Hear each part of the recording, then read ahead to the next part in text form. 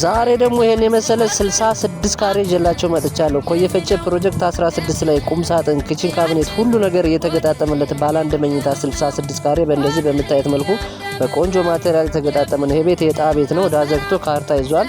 3,350,000 ብር ይባላል ዋጋው። ለበለጠ መረጃ በ0919469519 ላይ ኃይል በሉ።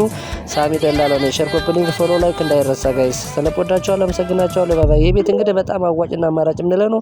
66 ካሬ ነው። እንደዚህ በምታዩት መልኩ ፏ ጥንቅቅ ብሎ ያለቀለት ነው።